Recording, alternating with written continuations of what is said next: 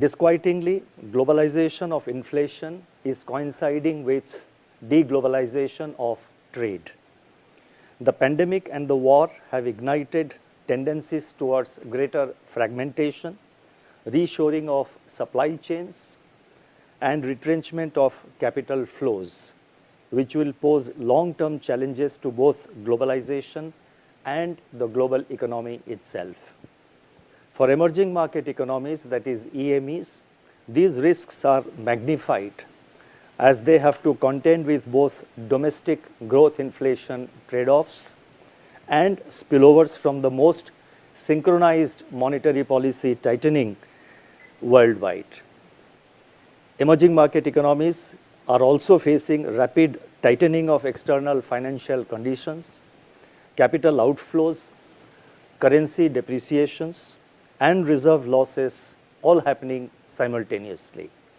Some of them are also facing mounting burdens of debt and default. Elevated food and energy prices and shortages are rendering their populations vulnerability to insecurity of livelihood. The Indian economy has naturally been impacted by the global economic situation.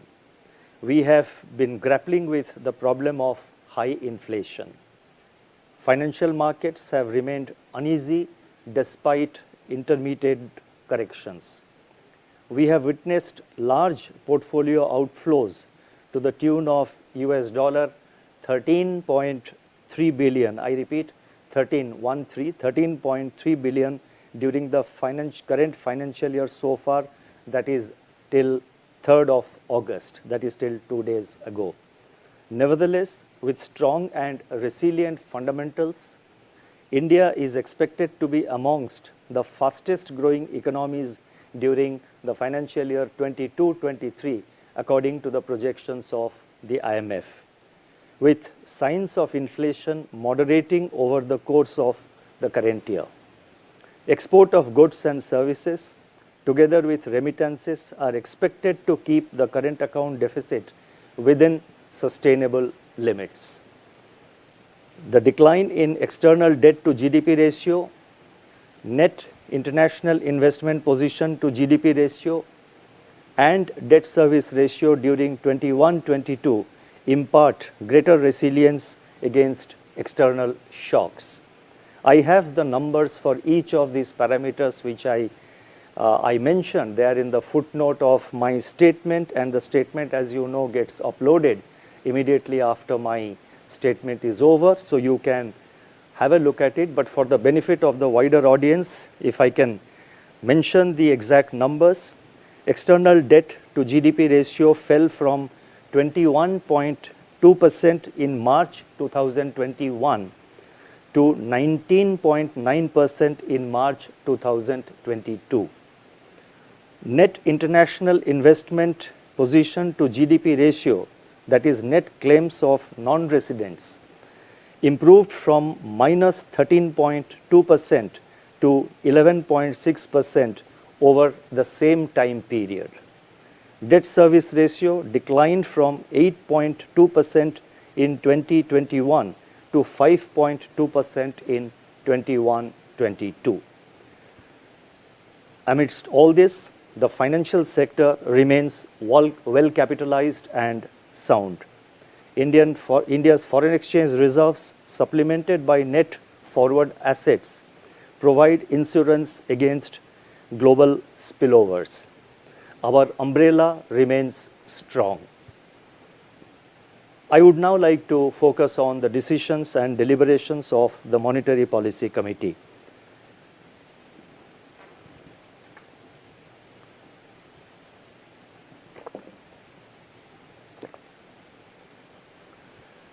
Against this background, the Monetary Policy Committee, that is MPC, met on 3rd to 5th August and reviewed the macroeconomic situation and its outlook.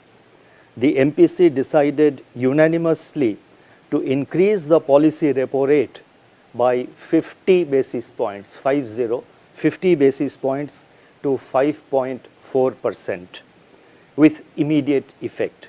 Consequently, The standing deposit facility, that is SDF rate, stands adjusted to 5.15%, and the marginal standing facility, that is MSF rate, and the bank rate stand revised to 5.65%.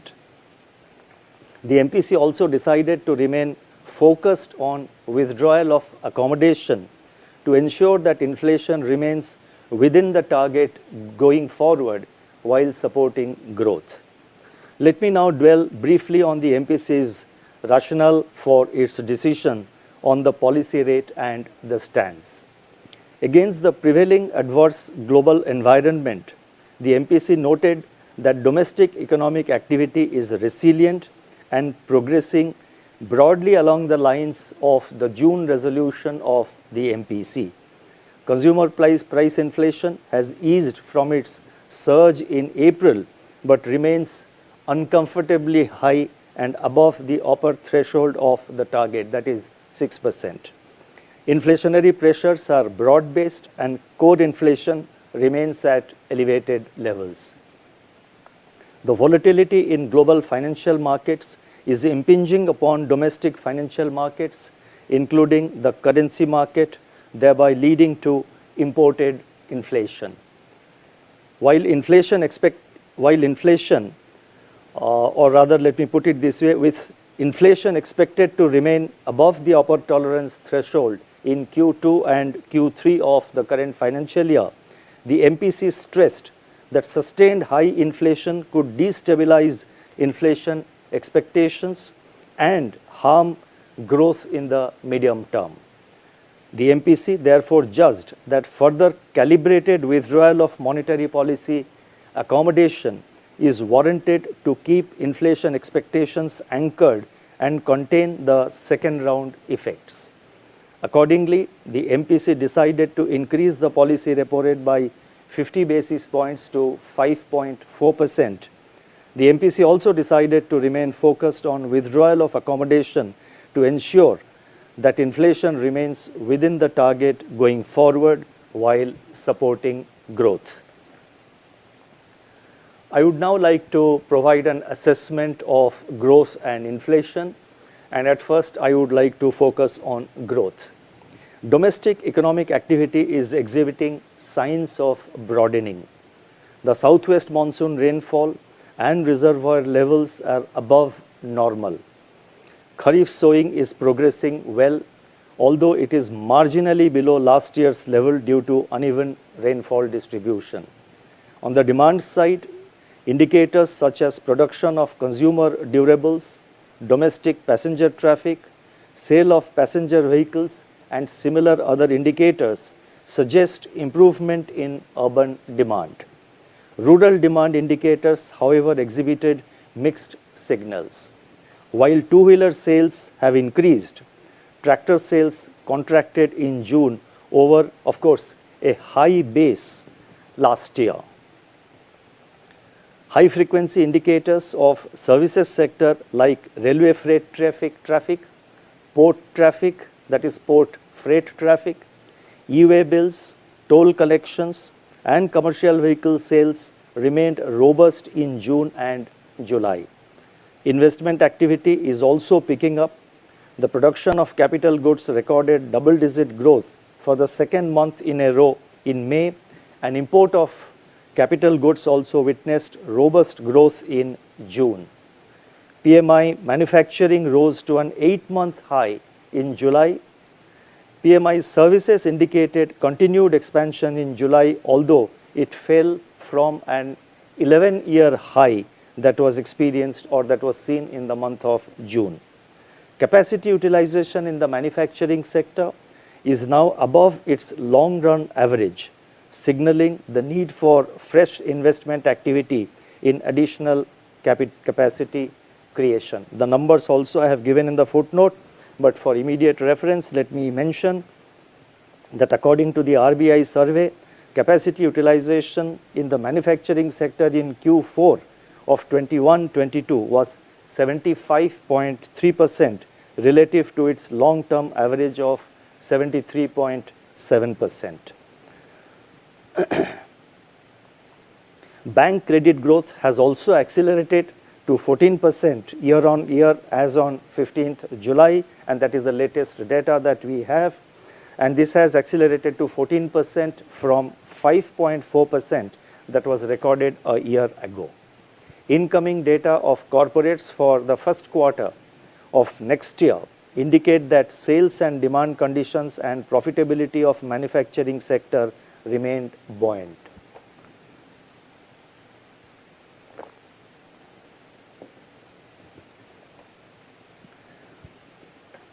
Looking ahead, a good progress of the southwest monsoon and kharif sowing would support rural consumption. Urban consumption is expected to benefit from the demand for contact-intensive services, better performance of corporates, and improving consumer optimism. The increase in capacity utilization, government's capex push, and large expansion in bank credit should support investment activity. According to our survey, manufacturing firms expect sustained improvement in production volumes and new orders in Q2 of 22-23, which is likely to sustain through the fourth quarter also. At the same time, the domestic economy faces headwinds from global forces, namely protracted geopolitical tensions, rising global financial market volatility, tightening of global financial conditions, and global recession risks. Taking all these factors into consideration, the real GDP growth projection for 2022-23 is retained at 7.2%, with Q1 at 16.2%, Q2 at 6.2%, Q3 at 4.1%, and Q4 at 4%, with risks broadly balanced. Real GDP growth for Q1 23-24 is projected at 6.7%. Now, there may be a question which of course will come in the subsequent press conference, but I think to remove any ambiguity even at this point of time, let me say that somebody might as well ask that in the Q3 and Q4 of the current year, the growth goes down to 4.1% and 4% in Q4, then suddenly it goes up to 6.7% next year. What is happening is that the base effect is at play, and the 4.1% and the 4% in Q3 and Q4 of this year are primarily due to base effects. We can explain in more detail during the press conference, which will come up at 12 p.m. Inflation. Now let me focus on inflation. June 2022 was the 6th consecutive month when headline CPI inflation remained at or above the upper tolerance level of 6%. Looking ahead, the inflation trajectory continues to be heavily contingent upon the evolving geopolitical developments, international commodity market dynamics, global financial market developments, and the spatial and temporal distribution of the southwest monsoon. Since the last MPC meeting, however, there has been some let-up in global commodity prices, particularly in the prices of industrial metals, and also some softening in global food prices.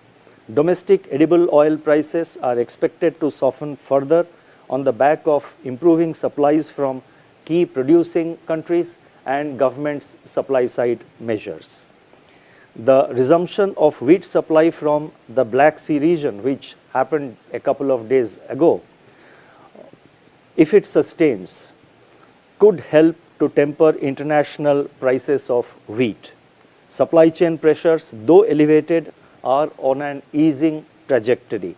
Further, the advance of the southwest monsoon is by and large on track, and kharif sowing has picked up in recent weeks.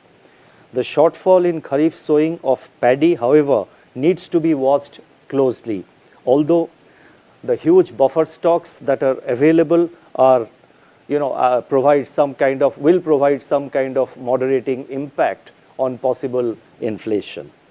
Household inflation expectations have eased, but they still remain elevated. Incidents of unseasonal and excessive rainfall, if any, can impact food prices, especially the prices of vegetables. Greater transmission of input cost pressures to selling prices across manufacturing and services sectors may also create fresh price pressures. Moreover, persistently elevated cost of living conditions could translate to higher wages and further price increases, especially if pricing power of firms strengthen. Taking into account these factors and on the assumption of a normal monsoon in 2022 and average crude oil price, that is Indian basket of $105 per barrel, inflation is projected at 6.7% in 2022-23, that is the current year, with Q2 at 7.1%, Q3 at 6.4%, and Q4 at 5.8%, with risks evenly balanced. CPI inflation for the first quarter of next financial year 2023-24 is projected at 5%. The inflation trajectory is now poised at a decisive point. While there are incipient signs of a confluence of factors that could lead to further softening of domestic inflationary pressures, there remain significant uncertainties. In such a milieu, with growth momentum expected to be resilient despite headwinds from the external sector, monetary policy should persevere further in its stance of withdrawal of accommodation to ensure that inflation moves close to the target of 4% over the medium term, while, of course, supporting growth. A calibrated approach would provide sufficient flexibility to monetary policy in the current uncertain environment. I would now like to turn to liquidity and financial market conditions. The introduction of the standing deposit facility, that is SDF, in April this year, which raised the floor of the liquidity adjustment facility corridor, that is the LAF corridor, by 40 basis points, along with policy repo rate hikes of May and June, have effectively resulted in withdrawal of accommodation by 130 basis points. Consequently, the weighted average call rate, that is WACR, which is the operating target of monetary policy, has commensurately firmed up. At the longer end of the money market, interest rates on 91-day treasury bills, commercial papers, and certificates of deposit have also moved higher since April. The rate hikes also triggered an upward adjustment in the benchmark lending rates by the banks. Term deposit rates are also increasing, which should bode well for availability of funds with the banks in the context of sustained buoyancy in credit demand. Surplus liquidity in the banking system, as reflected in average daily absorptions under the LAF, both SDF and variable rate reverse repo auctions put together, moderated to 3.8 lakh crore rupees during June-July this year against 6.7 lakh crore rupees during April and May. In other words, what I am saying is that thanks to the efforts taken by the RBI to undertake the SDF measure, the VRRR measures, which you are familiar with, the surplus liquidity in the banking system has come down from rupees 6.7 lakh crore in April-May to 3.8 lakh crore rupees during June-July this year. The sharp moderation in surplus liquidity from July 20th of this year, mainly on account of tax and capital outflows, resulted in money market rates firming up above the repo rate. To alleviate the liquidity stress, the RBI conducted a variable rate repo auction of rupees 50,000 crore of 3 days maturity on July 26th. Going forward, and as indicated in my statement of February 2022, The RBI will remain vigilant on the liquidity front and conduct two-way fine-tuning operations as and when warranted. And the two-way fine-tuning operations will mainly be variable rate repo operation, that is VRR operations, and variable rate reverse repo operations, that is VRRR operations. In other words, we will do fine-tuning operations in both directions depending on the evolving and the prevailing liquidity situation. And these will be of different tenors depending on the evolving liquidity and the financial conditions. During the current financial year, that is till yesterday, August 4th, the US dollar, that is the index, that is the DXY, has appreciated 8% against a basket of major currencies. And I'm now talking about our financial year, that is from 1st April this year. So DXY has appreciated by 8% against a basket of major currencies. In this milieu, the Indian rupee has moved in a relatively orderly fashion, depreciating 4.7% against the US dollar during the same period, that is till yesterday. So the rupee depreciation has happened in an orderly fashion thanks to the stated policy of RBI and thanks to our steady improvement in the market to prevent volatility. So rupee depreciation has happened in an orderly fashion, and rupee has depreciated by 4.7% against US dollar till yesterday, and it has fared much better than several reserve currencies as well as many emerging market currencies as well as many of our Asian peers. And as I started reading this statement, the rupee since this morning has appreciated, and I think the depreciation instead of being 4.7% would be a little lower, but we have to of course wait till the end of the day, and it is a continuing process that goes on. The depreciation of the Indian rupee is more on account of the appreciation of the US dollar than weaknesses in macroeconomic fundamentals of the Indian economy. Market interventions by the RBI have helped in containing volatility and ensuring orderly movement of the rupee. We remain watchful and focused on maintaining stability of the Indian rupee. The Indian financial system, as I mentioned earlier, remains resilient. This will help the economy in emerging out of the shadows of the pandemic and the impact of the war in Europe.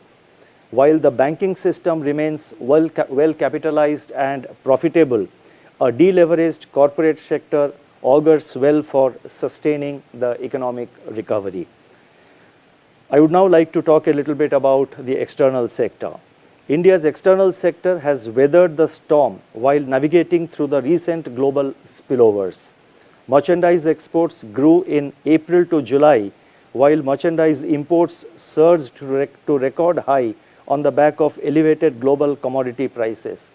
Consequently, the merchandise trade deficit expanded to US $100 billion in April to July this year.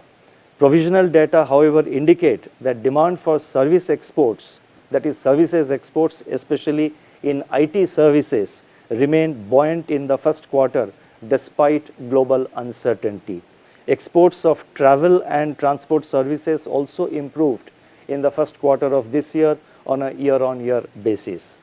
From the external financing perspective, net foreign direct investments, that is FDI, at $13.6 billion US in first quarter of the current financial year was robust as compared to $11.6 billion in first quarter of last year.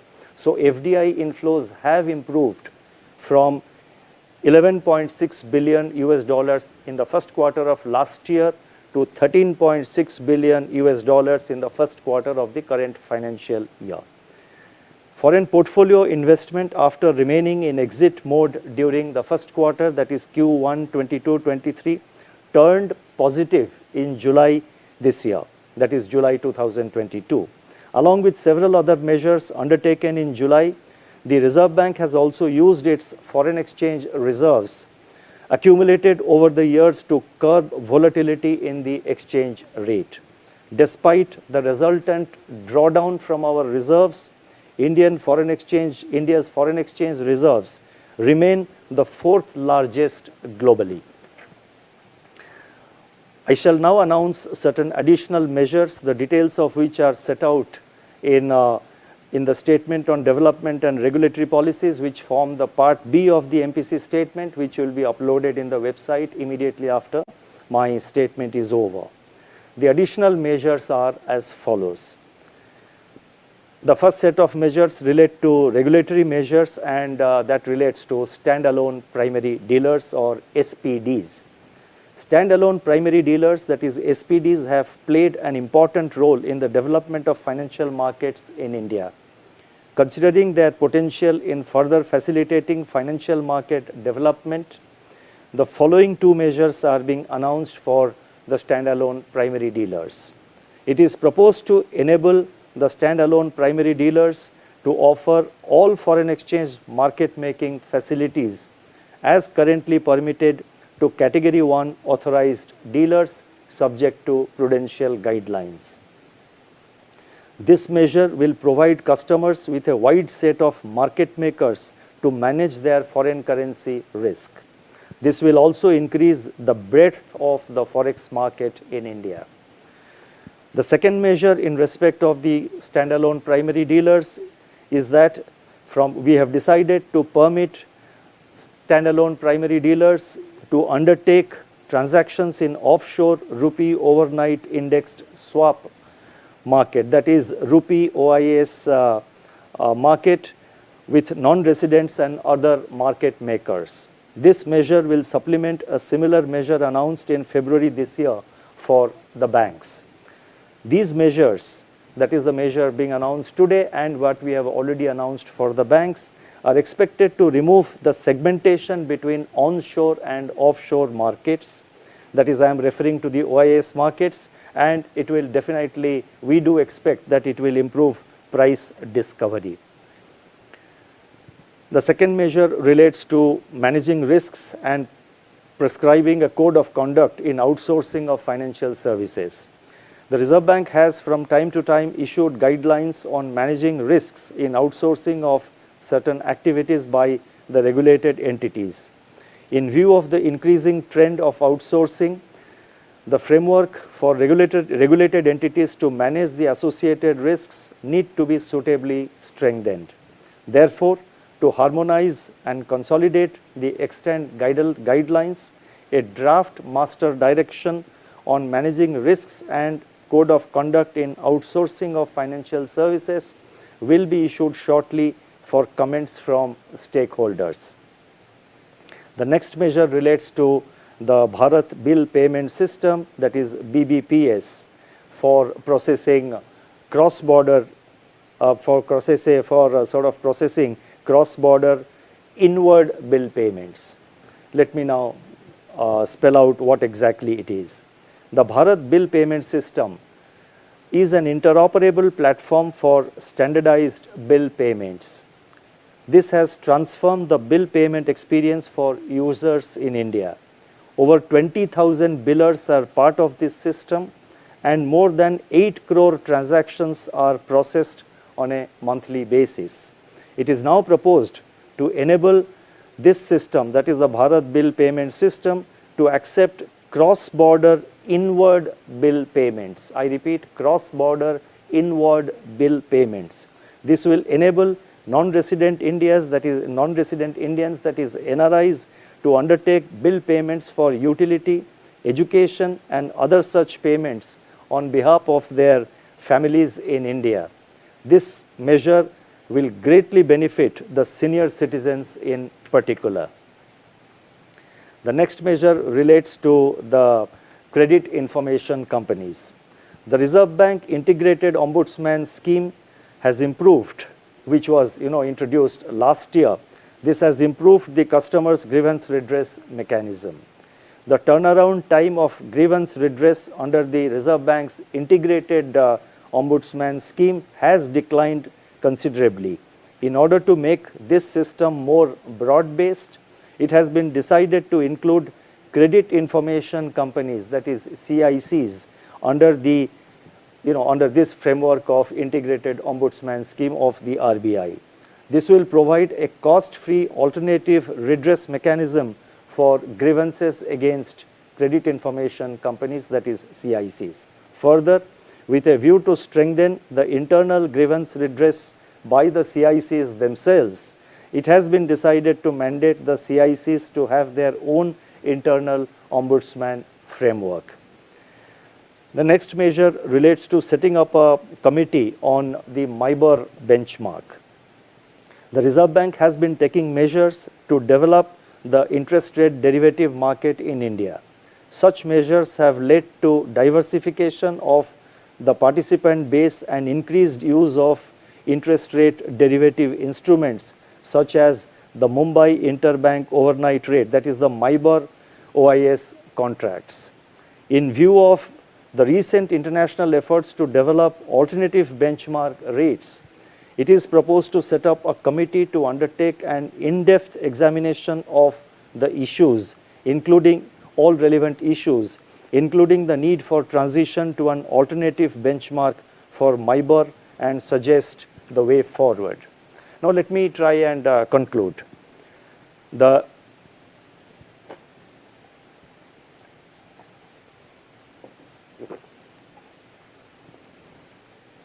Indian economy is holding steady and progressing in an ocean of turbulence and uncertainty.